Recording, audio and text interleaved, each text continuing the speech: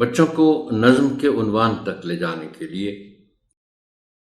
اور ان کی کتابیں کھلوانے سے پہلے آپ ایک موزوں تمہید اٹھائیں گے، نظم کے عنوان کا اعلان کریں گے اور پھر کتابیں کھلوائیں گے۔ تمہید اٹھانے کے لیے درج ذیل نکات پیش ہیں، تاہم یہ حرف آخر نہیں ہے۔ بہتر سے بہتر تمہید کے لیے آپ کی فکری جستجو جاری رہنی چاہیے۔ درج ذیل سوالات کی مدد سے تمہید اٹھائیں۔ آپ عام طور پر صبح کس وقت اٹھتے ہیں؟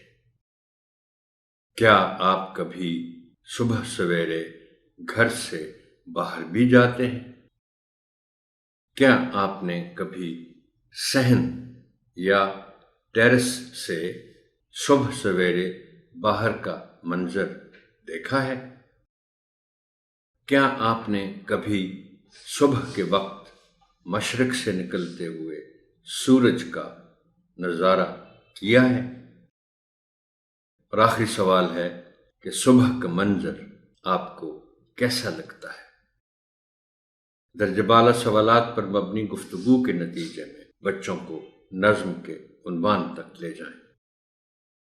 محترم ٹیچر، جیسا کہ میں اس سے پہلے بھی کبھی کبھار آپ سے یہ بات کرتا رہا ہوں کہ یہ صرف سوال جواب نہیں ہے، بنیادی طور پر ان سوالات کی مدد سے آپ نے بچوں کے ساتھ گفتگو کرنی ہے۔ اور اس سبق میں چونکہ عنوان ہے صبح کی آمد اور آپ نے تمہید کے ذریعے بچوں کو اس عنوان تک لانا ہے، صبح کی بات کرنی ہے، تو پہلے 4 سوال پوچھنے کے بعد 5واں سوال ہے کہ صبح کا منظر آپ کو کیسا لگتا ہے۔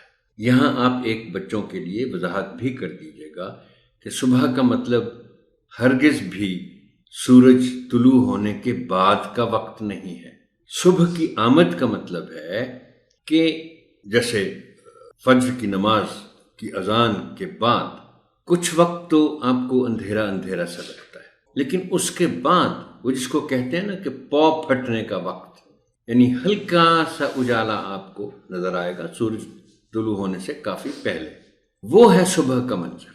اس منظر تک آپ کو بچوں کو لانا ہے گفتگو کے ذریعے، اور پھر آپ نے اعلان کرنا ہے کہ اچھا بھی بچوں، آج ہم ایک نظم پڑھنے جا رہے ہیں جو صبح کے بارے میں ہے، بلکہ صبح سویرے کا جو وقت ہوتا ہے اس کے بارے میں ہے، اور اس کا عنوان ہے صبح کی آمد۔